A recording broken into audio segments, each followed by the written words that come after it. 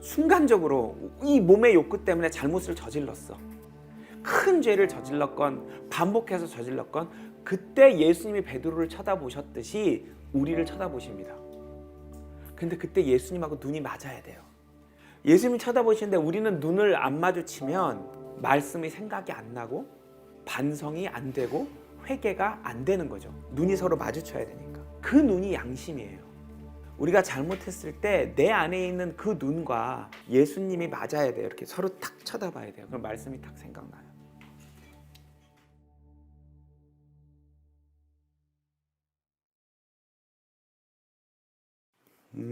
오늘은 또 전에 이렇게 눈에 이렇게 많이 안 들어왔던 구절을 어저께 좀 그 구절이 눈에 좀 많이 들어와서 오늘은 그 구절에 대해서 함께 읽고 좀 같이 성경 안에서 그 안에 있는 교훈을 좀 찾아보는 시간을 가질까 합니다. 네, 누가복음 22장인데요. 54절부터 보면 이제 베드로가 예수님을 이렇게 따라가는 마음은 참 복잡했겠죠. 사랑하는 마음도 있지만 배신감도 컸을 거예요 아마. 왜냐하면 베드로는 분명히 예수님께서 로마 황제를 무찌르고 나라를 세우는 줄 알고 있었거든요. 다 제자들은 아무리 예수님이 죽으실 거라고 말을 아무리 해도 계속 그건 안 들리고, 지금 로마 가서 정벌하고 막 그 어마어마한 기적을 보여줬던 그 초능력으로 막 로마 사람들을 다 무찌르고 이제 나라를 세우는 줄 알고 있었단 말이죠. 근데 이제 끌려가니까 뭐 마음이 굉장히 복잡했겠죠. 근데 이제 정말 모든 걸 버리고 쫓았던 분이 힘없이 막 끌려가니까 많이 당황스럽고 이제 무서운 상황이죠. 복잡한 마음으로 쫓아가면서 그렇지 않아도 무서운데 누가 당신 예수님하고 한패였지? 뭐 이렇게 하니까 이제 반복적으로 부인을 하는 장면이 나오죠. 마지막에 60절, 61절, 62절 한번 읽어보겠습니다.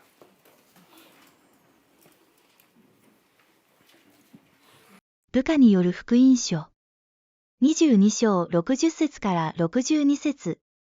ペテロは言った。あなたの言っていることは私にわからない。すると彼がまだ言い終わらぬうちにたちまち鶏が鳴いた。主は振り向いてペテロを見つめられた。その時ペテロは今日鶏が鳴く前に3度私を知らないと言うであろうと言われた主のお言葉を思い出した。そして外へ出て激しく泣いた。 베드로가 예수님을 부인하는 장면은 다른 복음서들에도 나오죠. 근데 누가복음에만 나오는 게 예수님하고 눈이 마주쳤다는 이야기입니다. 근데 어저께 이 구절 뭐 많이 읽은 구절인데요. 그래서 이때 예수님이 베드로를 쳐다보실 때 그 눈빛이 어떤 눈빛이었으며 무엇을 말씀하시고 싶었을까? 베드로에게 어떤 눈빛이었기에 눈이 마주친 뒤에 뭐가 생각났죠? 말씀이 생각난 거예요. 눈이 마주쳐서. 무슨 눈빛으로 베드로에게 말씀을 하셨기에 말씀이 생각났고 나가서 너무나 슬프게 울었을까?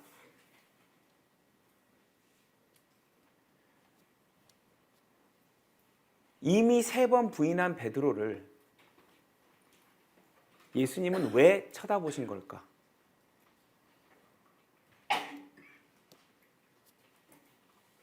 한 번도 아니고 2번도 아니고 3번을 부인하면 난 저 사람 몰라요 라고 3번을 말을 하면 그것도 하룻밤에 다시는 안 쳐다보실 만도 한데 왜 쳐다보신 걸까? 그 눈빛은 과연 어떤 눈빛이었을까?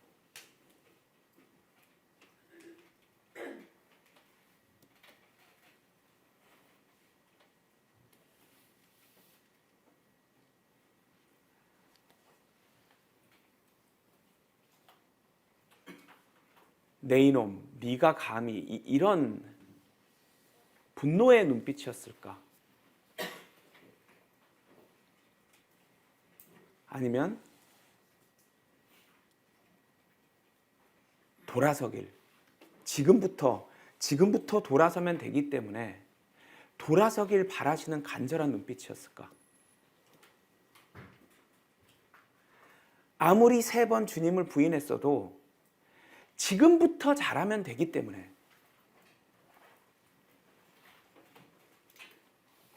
무슨 잘못을 했더라도 아무리 큰 죄를 아무리 계속 지었더라도 지금부터 잘하면 되기 때문에 제발 옳은 길로 다시 돌아오라고 간절히 부탁하는 눈빛이었을까?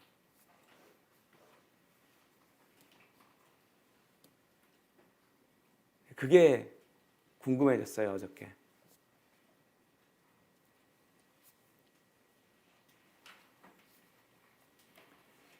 너무 드라마틱한 장면이다 보니까 이렇게 떠올리게 되는 것 같아요. 이렇게 사람들 사이에 껴서 불을 쬐고 있는 베드로와 딱 부인을 하고 있는데 닭이 울고 그때 예수님을 봤는데 예수님하고 그 눈이 마주칠 때 그 순간이 만약 누군가가 그 장면을 연기를 해야 된다면 어떤 표정으로 연기를 해야 될까?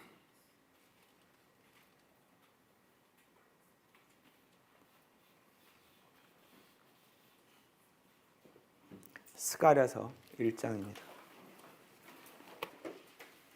2절부터 4절입니다.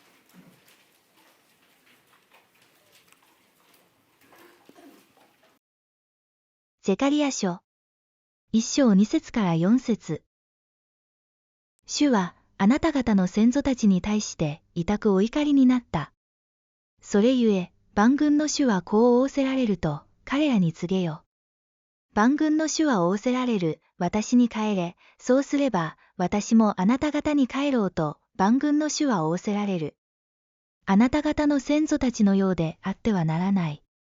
先の預言者たちは彼らに向かって叫んでいった。万軍の主はこう仰せられる、悪い道を離れ、悪い行いを捨てて帰れと。しかし彼らは聞き入れず、耳を私に傾けなかったと主は言われる。 우리가 하나님을 바라보고 하나님 쪽으로 걸어가는 것이 아니라 세상을 보고 또 우리가 원하는 것들을 바라보면서 걸어갈 때 하나님은 방향을 돌이키라고 말씀하십니다. 제발 방향을 돌이켜라.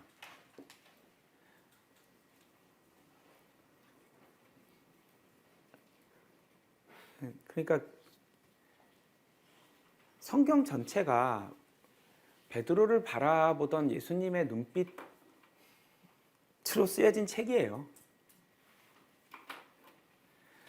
우리가 잘못을 했을 때 돌이켜라. 베드로가 예수님을 3번을 부인했을 때 베드로랑 눈을 마주치시면서 돌아서라. 멈춰라. 그만해라. 지금부터 나 쪽으로 돌아오면 된다. 돌아와라. 그러면 나도 널 용서하겠다. 돌아서라.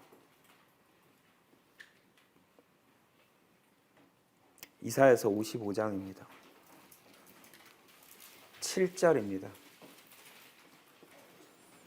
イザヤ書55章7節。悪しき者はその道を捨て、正しからぬ人はその思いを捨てて主に帰れ。そうすれば主は彼に憐れみを施される。我々の神に帰れ。主は豊かに許しを与えられる。 계속 용서해 주시고 싶으신 거예요.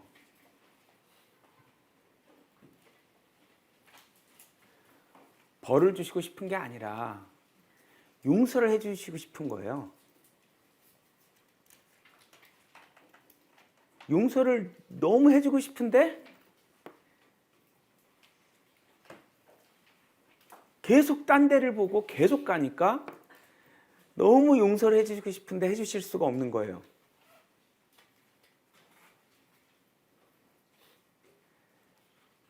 저희 집 딸 둘이 좀 많이 싸워요. 연년생이다 보니까 꼬집고 핥히고 막 하는데 뭐 사랑한다고 했다가 또 꼬집고 핥히고 하는데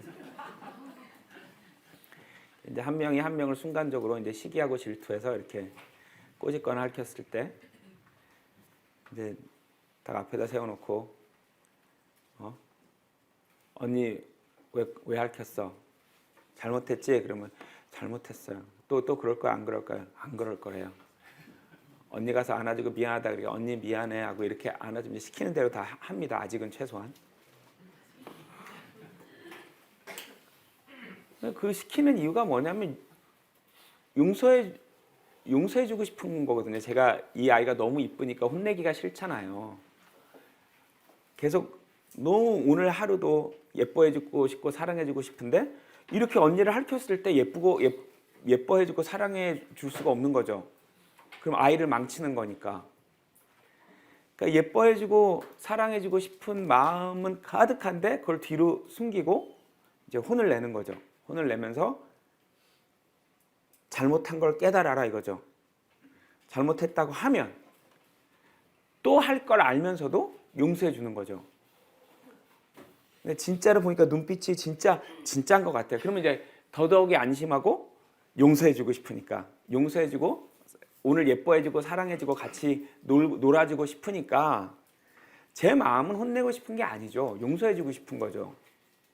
용서해 주고 서로 사랑하면서 행복한 시간을 보내고 싶은 건데 얘가 자꾸 잘못을 하니까 그걸 해주고 싶어도 못 해주는 거죠.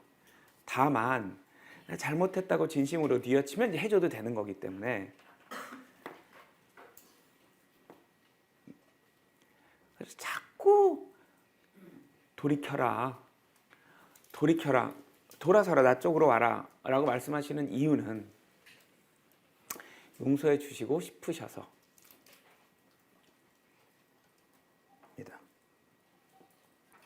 예레미야 그 뒤에 책입니다. 18장 7절 8절 그리고 11절 읽어보겠습니다.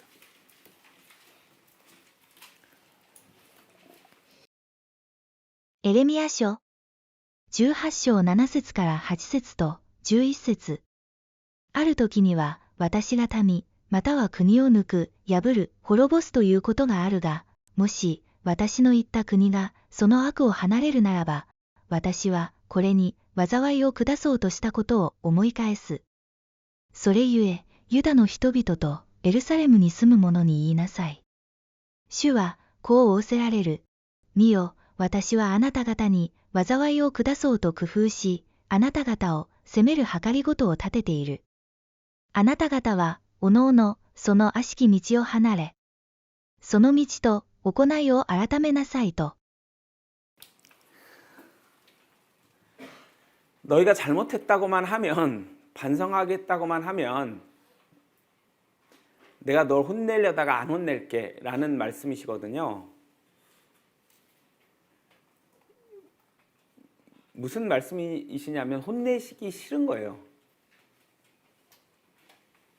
사실은 혼내기 싫으신 거예요.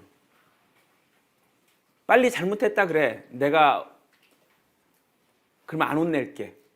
이게 너무 마음 약한 아빠죠. 너 빨리 잘못했다 그래. 잘못했다 그러면 나 진짜 안 혼낼 거야. 나 다 너 혼내기로 한 거 다 잊어버릴 거야. 빨리 돌아서 그만해.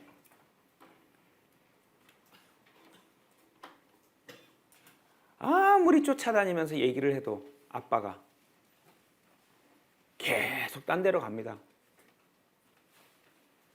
쫓아다니면서 얘기한다는 건 선지자를 보내고 그죠? 야 아빠 그만하래. 야 아버지가 그만하래. 아무리 선지자를 보내도 그 사람까지 죽여요. 하나님의 메시지는 뭐냐?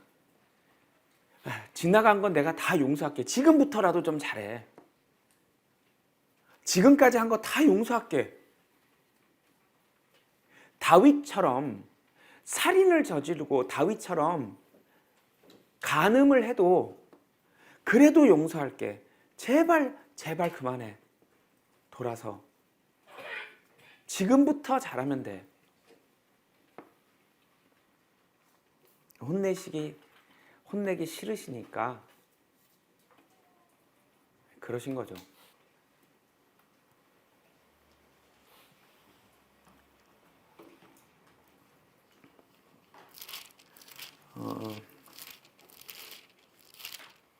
요엘서 2장입니다.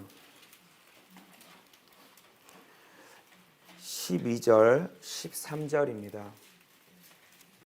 ヨエル書2章12節から13節。主は言われる。今からでも、あなた方は心を尽くし、断食と嘆きと悲しみと思って私に帰れ。あなた方は衣服ではなく、心を避け。あなた方の神、主に帰れ。主は恵みあり、憐れみあり。怒ることが遅く、慈しみが豊かで。災いを思い返されるからである。 일단 금식이라는 것은 몸의 욕구를 자제하는 것입니다. 몸이 원하는 거를 끊는 거예요. 그게 금식이에요. 실제 밥을 먹고 안 먹고가 중요한 게 아니고요. 이 몸이 원하는 것들 있잖아요. 이 몸은 뭘 원해요? 즐기고 게으르고 남 미워하고 시기하고 질투하고 놀고 싶고 술 취하고 싶고 남욕하고 싶고 이 몸이 원하는 거를 차단하는 걸 금식이라고 하는 것입니다. 실제 밥은 안 먹어. 근데 남은 똑같이 미워해. 밥은 안 먹어. 근데 남에게 화내. 이러면 금식이 아닌 거예요. 금식의 뜻은 밥을 안 먹는 게 아닙니다. 이 몸이 원하는 세상 속에 있는 그것들로부터 자기를 분리시키는 거예요. 그래서 이제 금식하라는 얘기는 뭐냐면 제발 그 세상 거하고 좀 단절하고 이런 얘기입니다. 몸이 원하는 거 그만하고 이런 뜻입니다. 금식이라는 것은 전심으로 계속 전심일 수는 없겠지만 한순간만이라도 전심으로 나에게 돌아서라. 옷을 찢지 말고 마음을 찢어라. 이제 뭐 여러분 아시겠지만 예수님이 자기가 그리스도라고 했더니 대제사장이 자기 옷을 찢었죠. 자기 옷을 찢는 그 행위는 뭐예요? 자기 그 육신적인 그런 감정을 주체하지 못하는. 여기서는 대신 뭐를 찢으라고 되어 있죠? 네 마음을 찢어라. 무슨 말이냐면 마음이 딱딱하게 굳어 있다는 얘기입니다. 에스겔서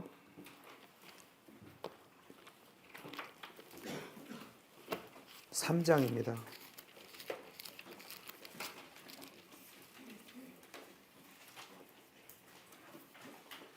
3장 7절입니다. エゼキエル書3章7節。しかし、イスラエルの家はあなたに聞くのを好まない。彼らは私に聞くのを好まないからである。イスラエルの家はすべて厚顔でまた強情である。 뻔뻔스럽고 완고한 마음이 딱딱하게 굳은 거예요. 자기 생각으로 자기가 원하는 게 있고 자기의 시각이 딱 확고하게 굳어져 버려서 그대로 하는 거예요. 마음이 딱딱하게 굳어 있는데 이렇게 되면 말씀이 들어가기가 어려워요. 말씀도 자기가 원하는 대로 봐요.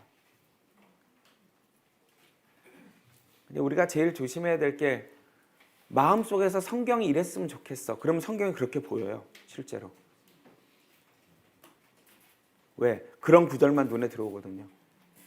유대인들 구약 성경 믿잖아요. 예수님 안 믿는 게 뭐예요? 예수님 믿기가 싫어서 그래요. 그렇게 외모로 볼품이 없고 낙이 타고 막 이런 천박한 동네에서 난 그 사람이 메시아인 게 싫으니까 안 보는 거예요. 구약 성경 중에 자기가 보고 싶은 것만 보는 거예요. 대표적인 게 유대인이에요. 그러면 우리는 안 그러겠냐 이거예요. 우리도 무슨 이유에선가 성경이 이런 뜻이었으면 좋겠어. 이렇게 해석이 됐으면 좋겠어. 그러면 그 다음부터 그것만 보여요.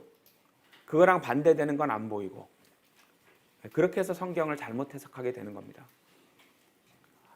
27절 エゼキエル書3章27節しかし、私があなたと語るときは、あなたの口を開く。あなたは彼らに、主なる神はこう言われる、と言わなければならない。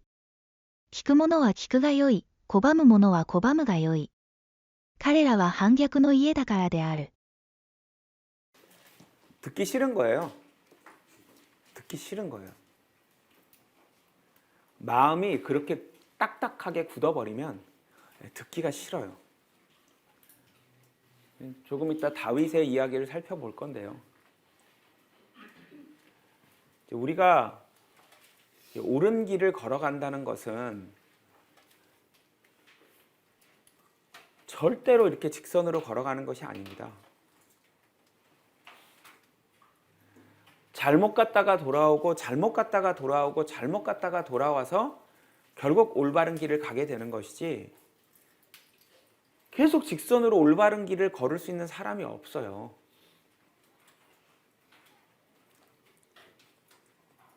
그럼 잘못된 길을 갈 때 우리를 다시 올바른 길로 돌려주는 것은 이제 말씀과 양심입니다. 개인의 영입니다. 여기다 제가 성령이라고 안 쓰고 개인의 영이라고 말씀드린 이유는 잘못된 길을 갈 때는 성령과 단절되어 있기 때문입니다. 우리가 로마서 8장, 갈라디아서 5장 두 군데를 다 보면 성령과 연결되어 있을 때, 내 몸이 원하는 걸 할 때 이렇게 딱 두 개를 왔다 갔다 하는 거지 동시에 성령에 이끌려가면서 내 몸이 원하는 걸 하고 있을 수는 없어요. 오른쪽으로 가거나 왼쪽으로 가는 거지 성령하고 연결돼 있을 때는 오른쪽으로 가는데 내 몸을 쫓을 때는 왼쪽으로 가는 거예요. 그러니까 우리는 언제나 오른쪽으로 가고 있거나 왼쪽으로 가고 있는 거지 왼쪽으로 가고 있을 때 성령이 연결되어 있을 수는 없는 거죠. 네.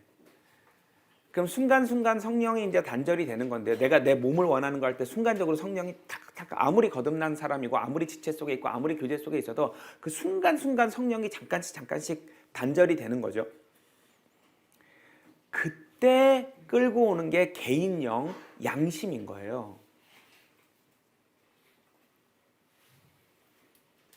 그러니까 성령이랑 우리가 성령이 이제 충만해 있을 때는 이 일로 안 나가죠.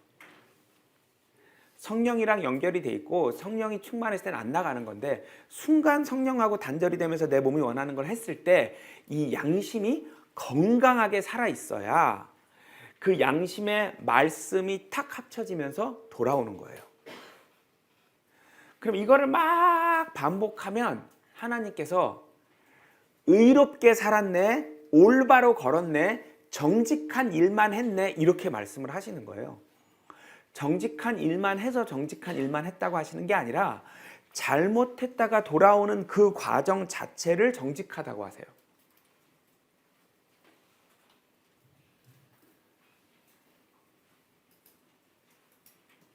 문제는 이렇게 듣기 싫은 상태가 돼버리면, 즉 양심 자체가 양심이 이제 약해지면 오염이 된다고 돼 있거든요. 오늘 읽겠지만 양심이 약해져서 오염이 되면 그 다음에는 이 돌아오는 기능이 안 되면서 그냥 휩쓸려 가는 거예요. 세상 속으로.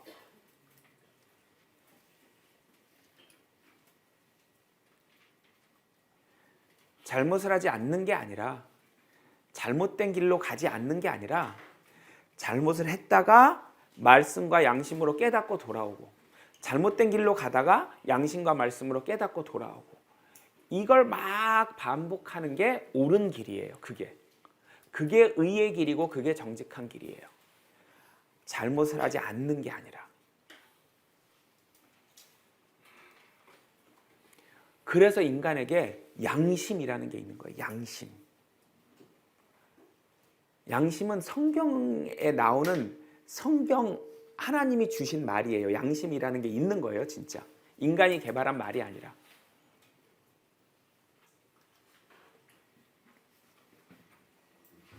열왕기상 14장입니다. 하나님이 여로보암에게 전달하라고 이제 주시는 말씀인데요. 8절 읽어보겠습니다.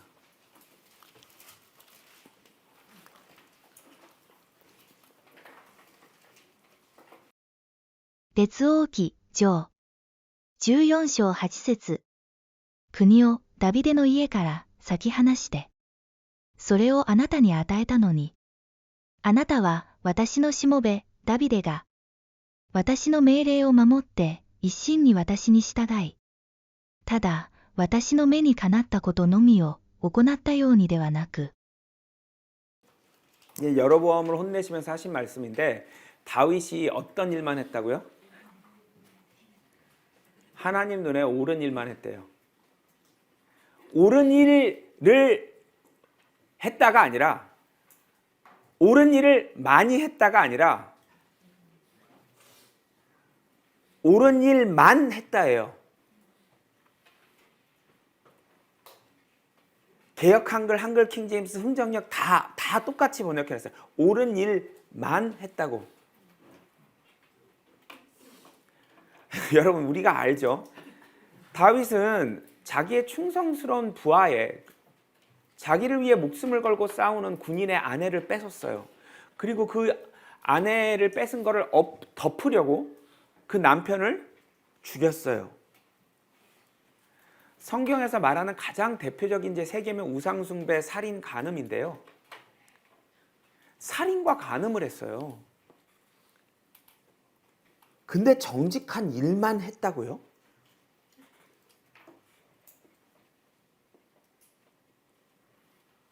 사무엘하 11장입니다. 24절부터 27절인데요. 이제 그 밧세바라는 여자를 빼앗고 그 잘못을 덮으려고 했는데 안 덮어진 거예요. 그래서 어떻게 해요? 이제 남편을 죽이는 방법밖에 없는 거예요. 그 남편이 다윗의 계획대로 죽었어요. 죽고 나서 다윗이 하는 말을 한번 보세요. 얼만큼 양심이 완벽히 마비되어 있는지. 예.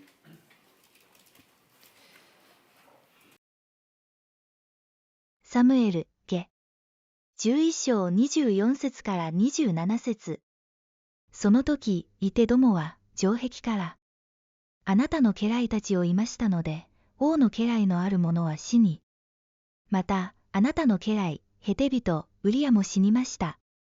ダビデは使者に言った。あなたはヨアブにこう言いなさい。このことで心配することはない。剣はこれをも彼をも同じく滅ぼすからである。強く町を攻めて戦い、それを攻め落としなさいと。そしてヨアブを励ましなさい。ウリアの妻は、夫、ウリアが死んだことを聞いて、夫のために悲しんだ。その後が過ぎたとき、ダビデは人を使わして、彼女を自分の家に召し入れた。彼女は彼の妻となって男の子を産んだ。しかし、ダビデがしたこのことは主を怒らせた。 우리아가 죽으니까 하는 말이 뭐예요? 아이 뭐 전쟁 때 죽을 수도 있지. 자기가 죽여놓고.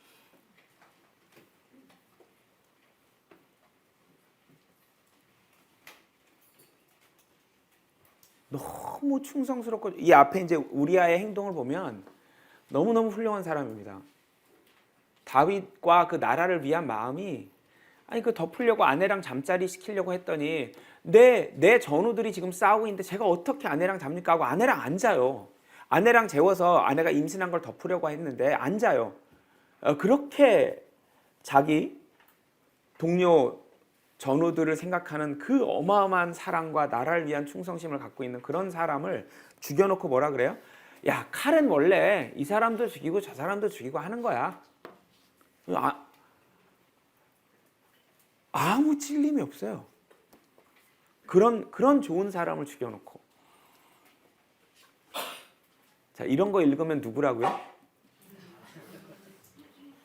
우리가 그런다고. 안 그럴 것 같아요? 우리는 다윗보다 훌륭한 것 같아요. 다윗이 우리보다 훨씬 훌륭한 사람이잖아요.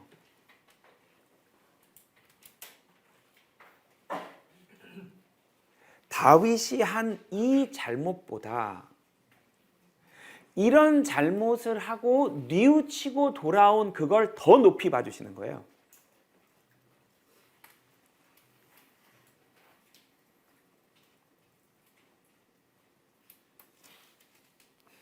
그 밑에 보면 이제 나단이 다윗에게 12장부터 막 비유를 들어서 얘기를 해요.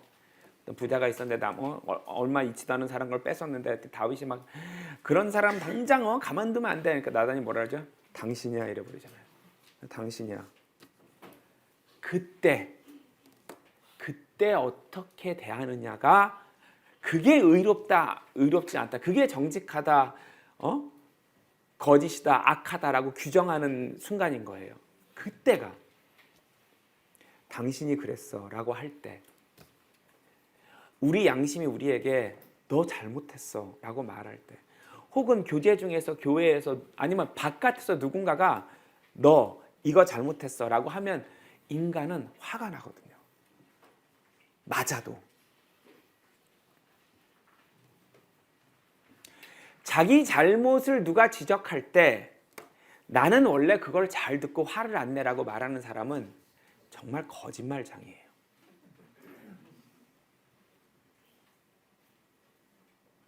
에이, 비교적 그런 사람은 있을 수 있겠죠. 비교적. 근데 비교적 그런 사람도 화가 나는 걸 참는 거예요. 화가 안 나는 게 아니라 잘못을 지적당하면요 화가 난다니까요. 그래서 자기를 돌아보지 않고 바로 나오는 말이 뭐예요? 그런 너는. 자동이에요. 왜? 이걸 바라보면 괴로우니까 시선을 절로 돌리는 거죠. 그렇기 때문에 이 순간에 모든 것을 가진 이 다윗 왕이 이제 뭐 시편 보고 이러면 이제 너무 울어서 베개가 침대가 젖었다고 돼 있거든요. 너무 울어서. 누구예요? 베드로죠. 너무 괴롭고 너무 죄송해서 엉엉 울면 그 마음이 하나님 앞에 모든 걸 다 녹이는 거예요. 그걸로 된 거예요. 물론 다윗은 아닙니다. 다윗은 이제 그 밑에 보면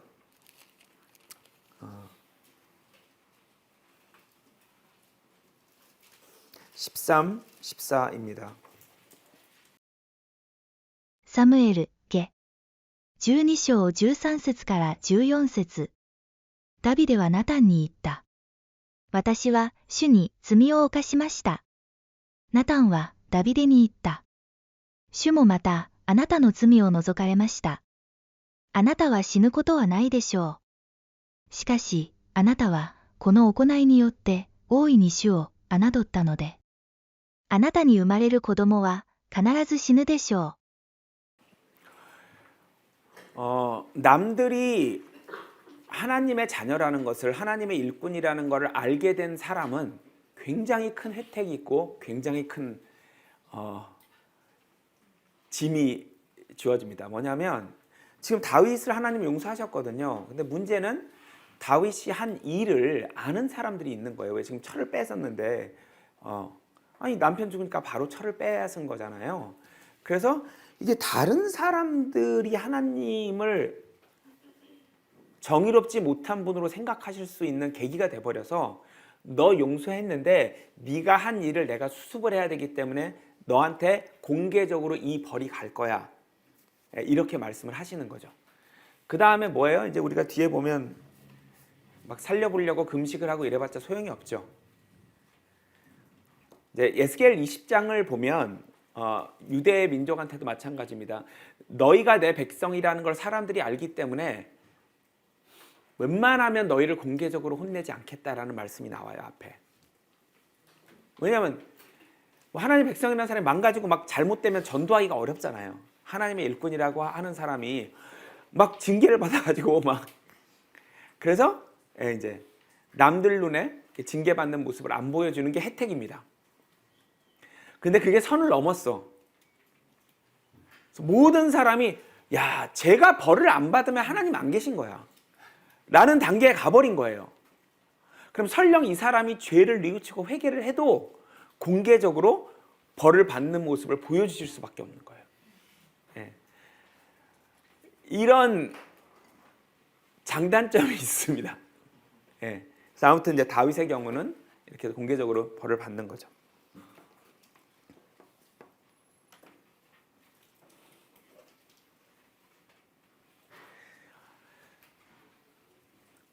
예수님이 베드로를 쳐다보시는 그 순간이 우리에게 계속 매일 되풀이되고 있는 거거든요. 우리가 잘못을 했을 때 그때 쳐다보시는 거거든요. 돌아오라고. 돌아가면 됩니다.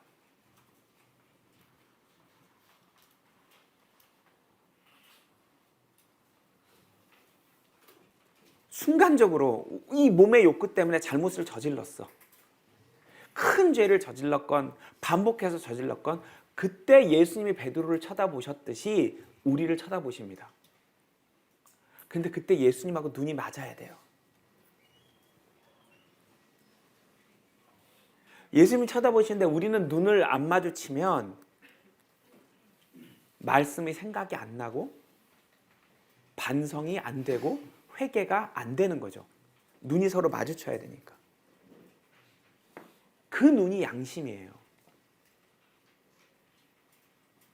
우리가 잘못했을 때 내 안에 있는 그 눈과 예수님이 맞아야 돼요. 이렇게 서로 탁 쳐다봐야 돼요. 그럼 말씀이 탁 생각나요.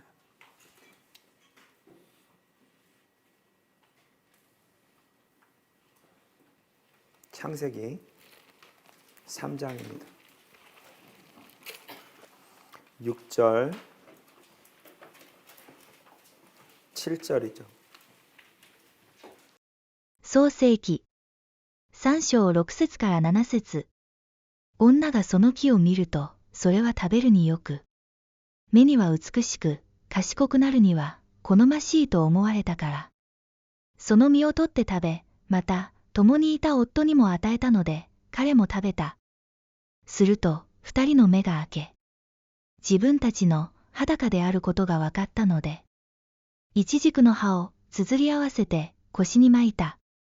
자, 이 눈이 떠지기 전에 이브는 선악과를 먹고도 자기가 벌거벗었다는 사실을 알았나요? 몰랐나요? 네, 벌거벗은 걸 몰랐죠. 수치심을 느꼈어요? 못 느꼈어요? 이브가 선악과를 먹었을 때 이브는 수치심을 느꼈나요? 못 느꼈나요? 못 느꼈어요. 벗었다는 걸 못 느꼈어요. 수치심을 못 느꼈어요. 자기가 죄인이라는 것도 몰랐어요. 그리고 하는 짓은 뭐예요? 남편한테 자기도 먹어.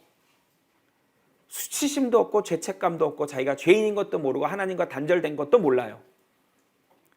근데 아담이 먹었을 때 그들의 눈이 밝아.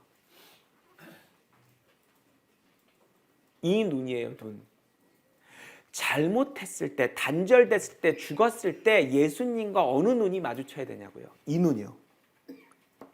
이 눈이 떠져서 예수님하고 한 번만 눈이 마주치면 말씀들이 생각나면서 올바른 길로 돌아오게 됩니다. 그래서 아담과 이브가 가죽옷을 입게 돼서 살았어요.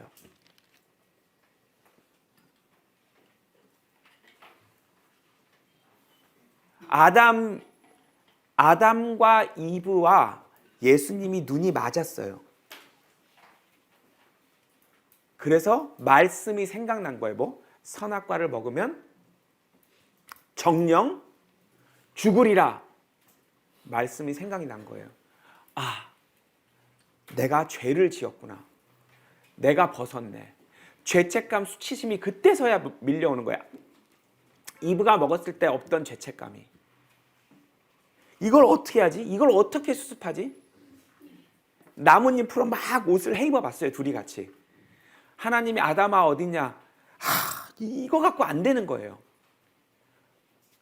옷을 만들어 입었지만 내가 벗었구나. 지식이 막 안에서 떠오르면서 자기 상태에 대한 진단이 정확해요.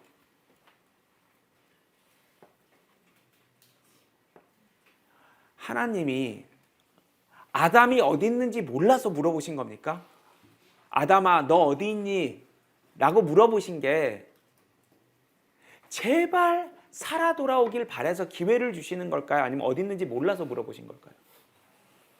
하나님이 인간에게 물어보실 때는 기회 주시는 거예요.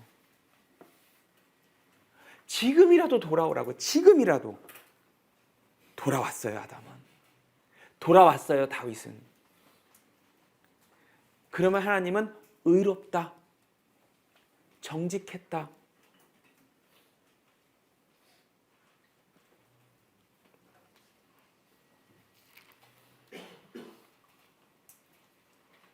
(4장입니다)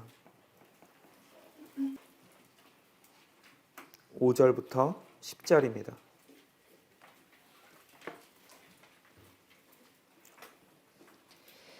創世記4章5節から10節。しかし、カインとその供え物とは顧みられなかったので、カインは大いに憤って顔を伏せた。そこで主はカインに言われた。なぜあなたは憤るのですか？なぜ顔を伏せるのですか？正しいことをしているのでしたら、顔を上げたらよいでしょう。もし、正しいことをしていないのでしたら、罪が門口に待ち伏せています。それは、あなたを慕い求めますが、あなたはそれを収めなければなりません。カインは、弟アベルに言った。さあ、野原へ行こう。彼らが野にいたとき、カインは、弟アベルに立ちかかって、これを殺した。主はカインに言われた。弟アベルはどこにいますか？カインは答えた。知りません。私が弟の番人でしょうか？主は言われた。あなたは何をしたのです？あなたの弟の血の声が土の中から私に叫んでいます。 자, 10절이면 이제 끝난 겁니다. 왜 기회를 주셨고 그 기회에 응답하지 않았기 때문에 10절에 하나님이 말씀해 버리십니다. 네 아우가 어디 있느냐? 이거 이제 뭐냐면 예수님이 베드로를 보실 때 그 마음이에요. 가인아, 제가 질투심을 도저히 참지 못해서 제 동생을 죽였습니다. 이 대답을 할 수 있는 기회를 주시려고 물어본 거지. 아우가 어디 있는지 몰라서 물어봤냐고요. 네 아우가 어디 있니? 하나님, 제가 너무 시기가 나고 질투가 나서 죽였습니다. 다윗이 한 죄나 다윗이 저지른 죄나 여기 가인이 저지른 죄나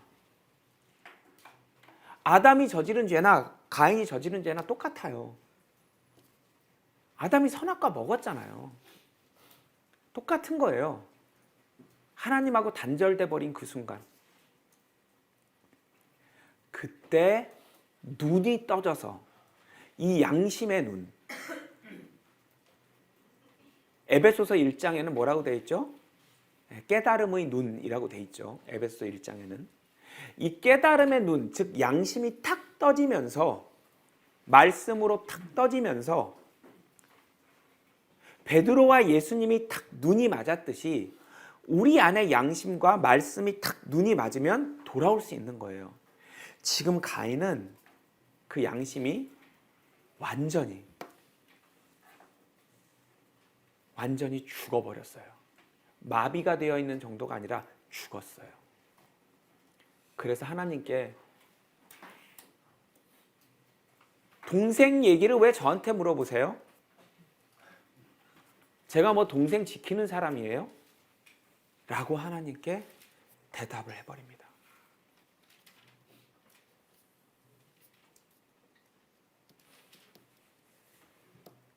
왜? 베드로와 예수님이 눈이 맞았듯이 눈이 맞아야 되는데 카인의 눈이 감겨버렸어요. 그래서 예수님하고 눈이 안 맞아요.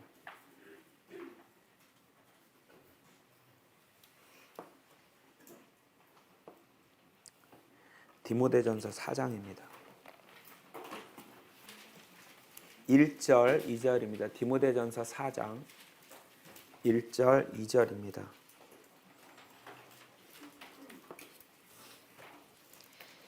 テモテへの第一の手紙、4章1節から2節。しかし、御霊は明らかに告げて言う。後の時になると、ある人々は、惑わす霊と悪霊の教えとに気を取られて、信仰から離れ去るであろう。それは、良心に焼き印を押されている、偽り者の偽善の仕業である。 양심에 불도장이 찍혀버리는 겁니다. 이런 일이 있을 수 있구나, 인간에게. 이렇게 양심에 불도장이 찍혀버리면 하나님이 제발 고백하기를 바라는 마음으로 네 동생 어딨니? 라고 할 때 뭐라 그래요? 왜 저한테 동생 얘기를 물어보세요? 제가 동생 지키는 사람이에요. 라고 대답을 해버립니다. 하나님한테.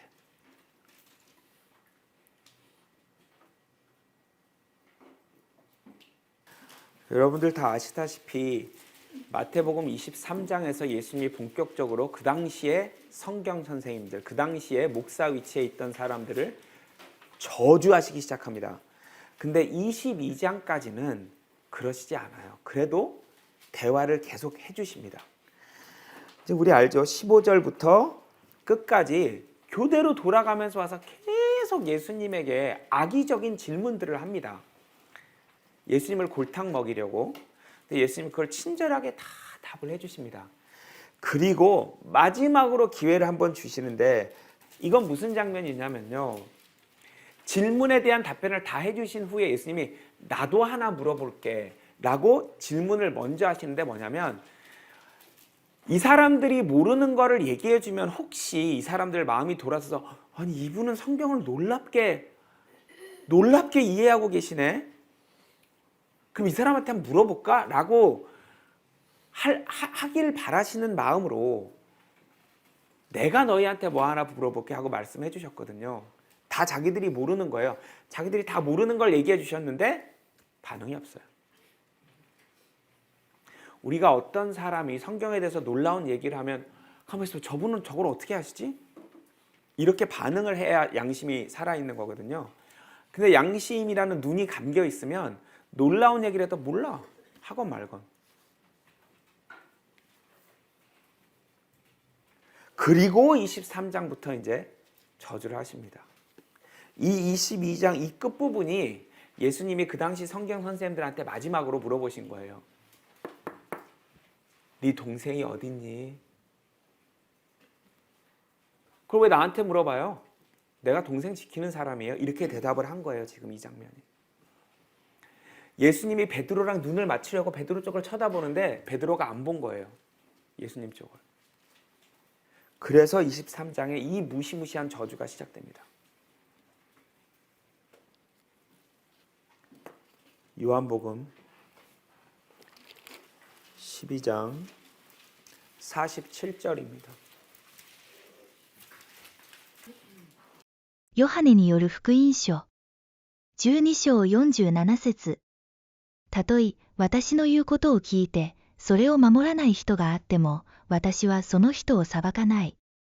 私が来たのはこの世を裁くためではなくこの世を救うためである。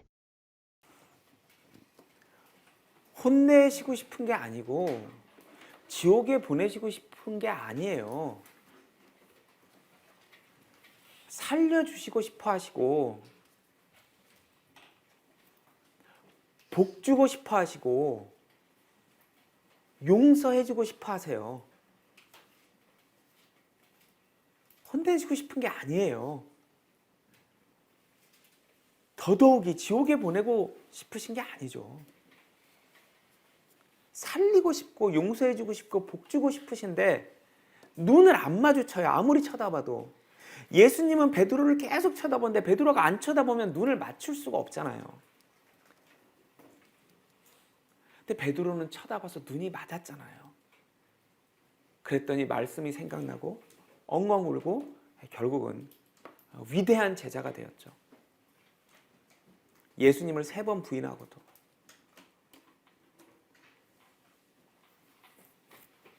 다윗은 세상에 살인과 간음을 저지르고, 야 전쟁 나면 죽을 수도 있지, 막 이런 뻔뻔스러운 악한 모습을 보였음에도 예수님이 쳐다볼 때 눈이 맞았죠.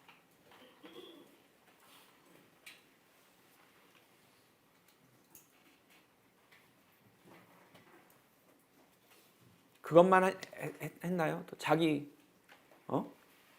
군인들, 자기 백성들 인구수 셌다가 또 하나님한테 혼나고. 그런데 뭐예요? 그 백성 인구수 세는 게 하나님 앞에 절대 선한 일이 아니거든요. 그거 갖고 이제 또 혼날 때도 하나님이 지적하면, 선지자를 통해서 지적하면 꼭 하나님이 쳐다보면 다윗은 같이 마주쳐요, 눈이. 잘못했습니다. 갔다가 돌아오고 갔다가 돌아오고 갔다가 돌아오고.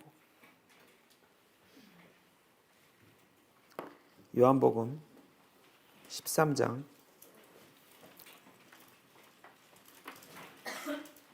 1절부터 5절까지 읽어보겠습니다.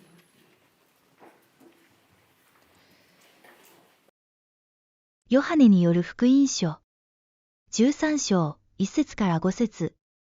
杉越の祭りの前にイエスはこの世を去って父の身元に行くべき自分の時が来たことを知り、世にいる自分の者たちを愛して彼らを最後まで愛し通された。夕食の時、悪魔はすでにシモンの子イスカリオテのユダの心にイエスを裏切ろうとする思いを入れていたが、イエスは父がすべてのものを自分の手にお与えになったこと、また自分は神から出てきて神に帰ろうとしていることを思い、夕食の席から立ち上がって上着を脱ぎ、手ぬぐいを取って腰に巻き、それから水をたらいに入れて弟子たちの足を洗い、腰に巻いた手ぬぐいで拭き始められた。 여기서 여러분들께 물어보고 싶은 게, 예수님은 가론 유다의 발도 씻기셨나요? 안 씻기셨나요?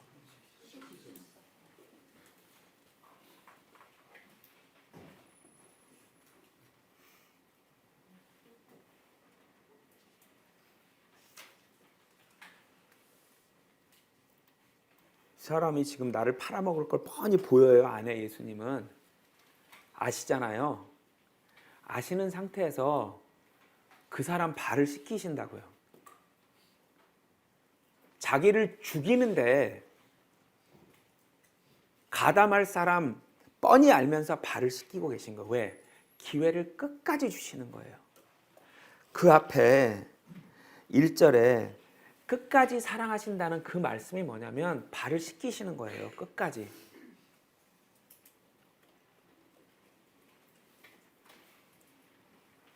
기회를 주시는 거예요. 물론 그 뒤에 결과를 알고 계시기 때문에 이럼에도 불구하고 가론 유다가 그 마음의 눈을 예수님과 마주치지 않을 거라는 걸 알지만, 그래도 본인이 하셔야 되는 건 끝까지 하셔야 되는 거예요. 우리가 아무리 악한 생각을 하고 아무리 지금 잘못된 일을 하고 있어도 예수님은 우리 발을 씻어주십니다. 행여라도 우리 마음이 돌아서길 바라면서. 가론 유다의 발을 씻겨주셨으면 누구 발을 안 씻어주겠습니까?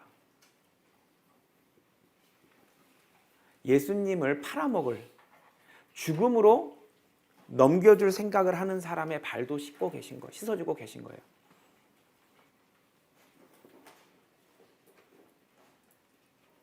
원하시는 건 제발 나는 너를 보고 있으니 너도 내 쪽을 한 번만 봐라.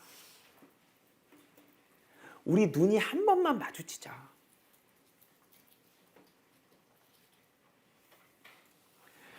벗어나는 거 괜찮다. 벗어날 때 제발 나랑 눈이 마주치자. 그래서 돌아오면 된다.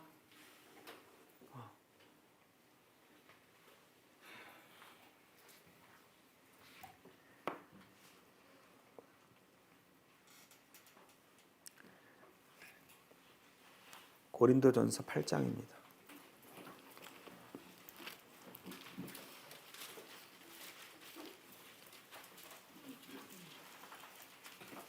8장 7절 읽어보겠습니다.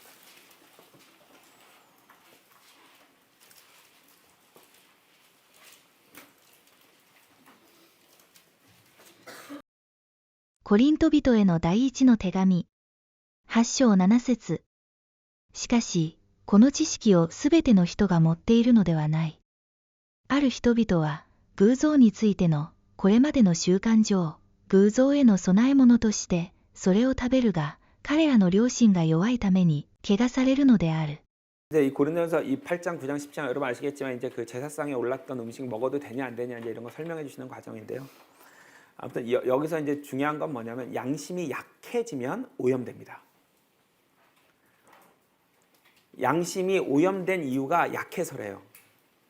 그러니까 무슨 말이냐면 양심이 약해지면 오염될 확률이 높아지고 양심이 오염이 되면 예수님이 아무리 베드로를 쳐다봐도 베드로는 예수님을 안 보는 거예요. 하나님이 아무리 우리 보고 그만해 돌아와 너 이러면 죽어 너 이러면 벌받아 아무리 우리를 쳐다보고 눈을 맞추시려고 해도 우리가 하나님하고 눈이 안 맞는 거예요. 계속. 근데 시작이 뭐예요? 양심이 약해지는 거에서 시작이 되는구나. 일단 약해지면 오염이 되는구나. 로마서 9장입니다. 9장 1절입니다.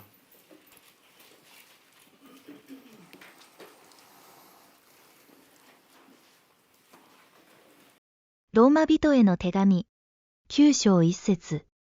私はキリストにあって真実を語る。偽りは言わない。私の良心も聖霊によって私にこう証しをしている。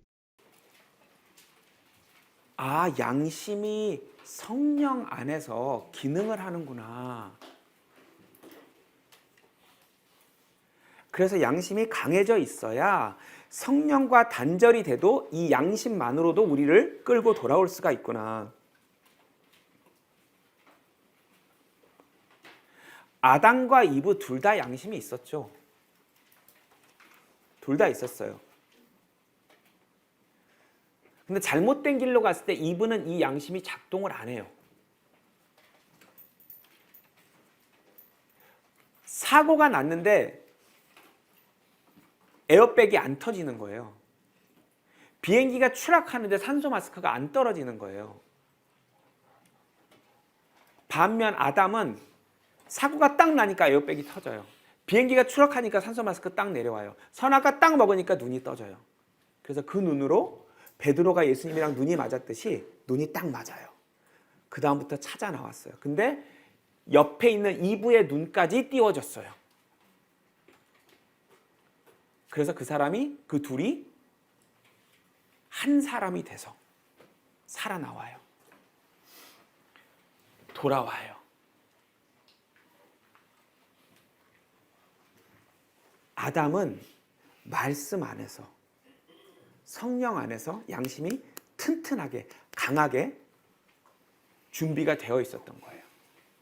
이브는 하나님 말씀도 우리가 이제 사탄이 물어봤을 때 대답하는 거 봤죠? 하나님 말씀을 아담을 통해 들었지만 똑바로 들었어요? 안 들었죠? 굉장히 대충 들은 걸 우리가 이제 다 확인했죠. 결론은 뭐예요? 말씀과 성령 이걸로 양심이 강하게 잘 자리 잡고 있어야 되는 거예요. 물론 아직 거듭나지 않은 분들도 말씀을 통해서 또 성령이 있는 이 사람들과의 교제 속에서 계속 양심이 살아 움직이게. 사실 양심의 기능은 성령과 단절됐을 때 더 중요합니다. 성령 안에서 잘 건강하게 만들어놔야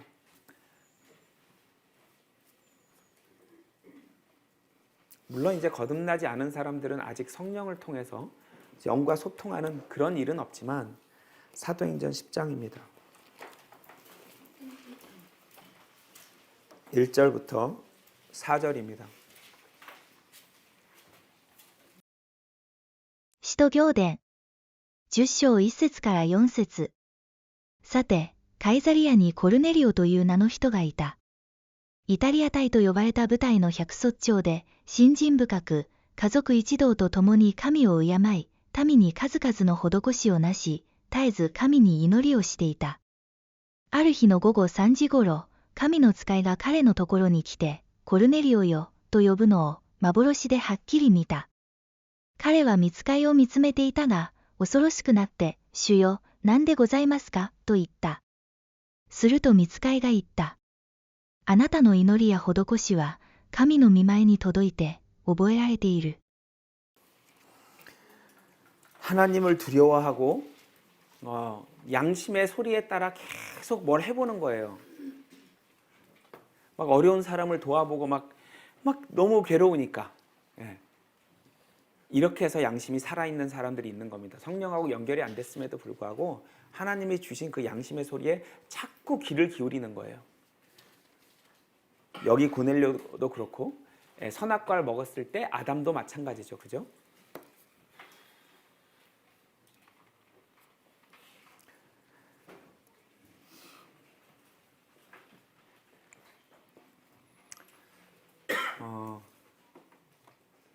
일단은 말씀과 교제 속에서 하나님의 특히 이제 우리 시대의 교회를 지체라고 표현하시는 건 사실이기 때문입니다. 진짜 성령에 의해서 우리 영들이 계속 소통하면서 이 지체로 살아갈 때 가장 안전하고요.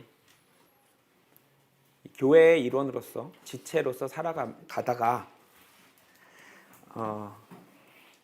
우리가 이제 잘못된 길로 갈 때 하나님이 누구를 통해서 말씀을 하실 줄 몰라요.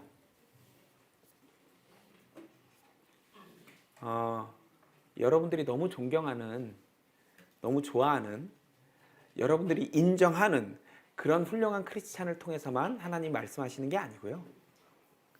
여러분들이 너무나 미워하는, 너무나 우습게 보는 그 사람의 입을 통해서 하나님 얘기하실 때가 있거든요.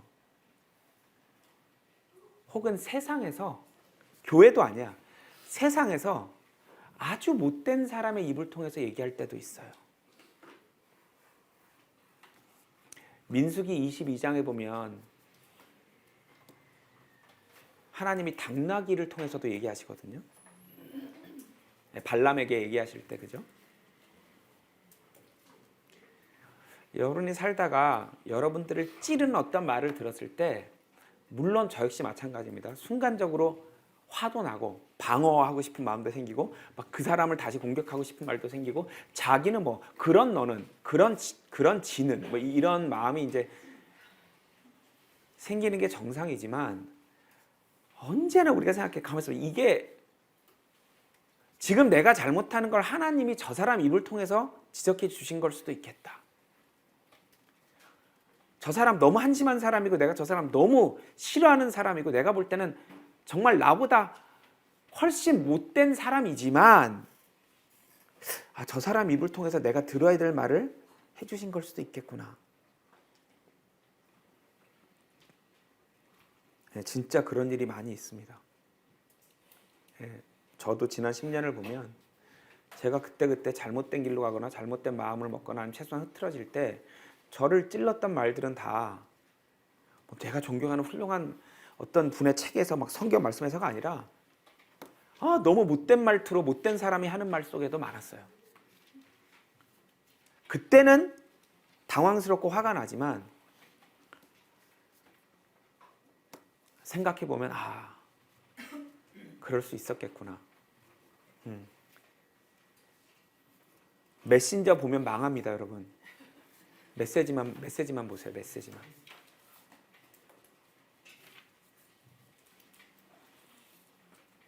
그 말이 맞는지를 생각하세요. 누가 했는지 생각하지 마세요. 누가 왜 했는지 생각하지 마세요. 그 말이 맞는지 생각해 보세요. 아프고 찔리면 이게 왜 괴롭냐면요. 계속 같은 걸 지적당하거든요. 사람이 단점이 고쳐지나요? 잘? 안 고쳐지죠. 그럼 계속 뭘 지적당하겠어요? 계속 같은 거 지적당하거든요. 그럼 나중에 화나거든요. 제가 전에도 말씀드렸다시피 자기 단점을 고치려고 노력해보는 순간 깨닫는 건 뭐예요? 얼마나 안 고쳐지는지.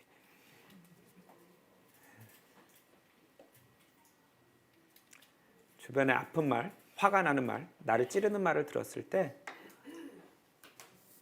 그 말 한 사람 보지 마시고 그 사람이 왜 그런 말을 했는지 생각하실 필요 없어요. 그 얘기가 맞는지 안 맞는지만 생각하시면 됩니다.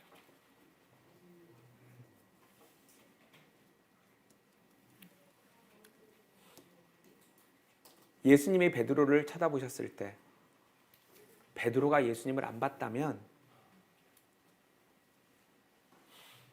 베드로는 하나님의 이 훌륭한 제자가 되지 못했을 겁니다.